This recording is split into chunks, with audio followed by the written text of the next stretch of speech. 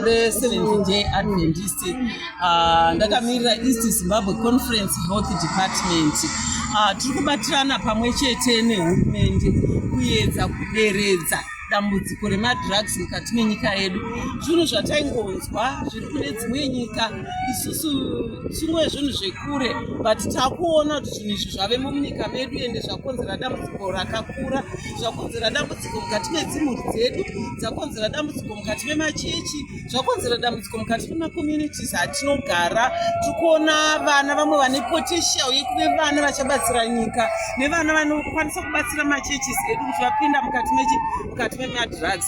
Saka sezvakataurwa nemutungamiri wehurumende kuti machechi nevezvikoro nevese ngatibatiranai pamwe. Harisisiri dambudziko revatungamiri vehurumende, harisiri dambudziko revatungamiri vemachechi chete, rave dambudziko redu tose sevabereki, sevatenderi vemachechi, sevanhu vagere mumakommunities. Ndosaka muchiona nhasi senyazura mission inosanganisira Nyazura High School, Nyazura Clinic, Nyazura Primary, tabatana pamwe chete kuuya pano pachipembere patiri kuti isusu no to drugs. Patiri kuti no to drugs, tiri kutarisana nekuti vana vedu nevakuru varege kupinda mukutora zvinodhaka. Tiri kutarisazve kune vanotengesa kuti ngavamire nekuti havasi kuita business chete. Tiri kuti this is not a business, but tiri kuti muri kuuraya nyika dzedu, muri kuuraya vana vedu, muri kuuraya nharaunda dzedu nekuda kwezvi. Saka toda kutenda chese nezvaitwa neNyazura Mission kuti ndodonzo redu sechechi. Isusu sechechi, mutungamiri wedu wenyika akati madrugs they are a threat to Vision 2030.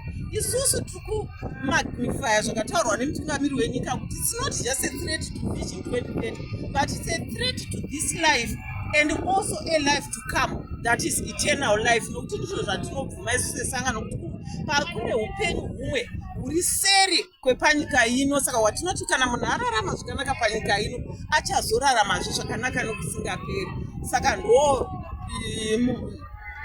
chidiso sedu sechechi kuti vanhu vabude mukati mezvinodhaka. Tichitarisa pana Zefania 1 verse 12, Habhakuku 2 verse 15 inotiwo ane nhamo anopawo kwake zvinobata azvimwe, anovhenganisiramo uturu hwenyu muchimudhakisawo kuti muone kushama kwavo. Saka madrugs anounza kushama kunyika kwedu. Saka ari kunzi api nhamo kuna anomatora chete. Bhaibheri kuti even neanopawo kwake. Saka tiri kuti kune vari kutora vanga vatotanga, there is always a path to recovery. Sechechi tine nzira tinokurudzira kuti vanhu vanga vatanga kune nzvimbo dzavanobatsirwa. Even tine zvipatara zvedu zvechechi kwavanokwanisawo kunobatsirwa nezvipatara zvehurumende. Tinokwanisa zvekuvarifeya vachienda kumwe kuma-organizations kunoita kuti vanokwanisa kubatsirwa kuti varecover kubva mumadrugs. Kune vasati vatanga, we are saying no to drugs.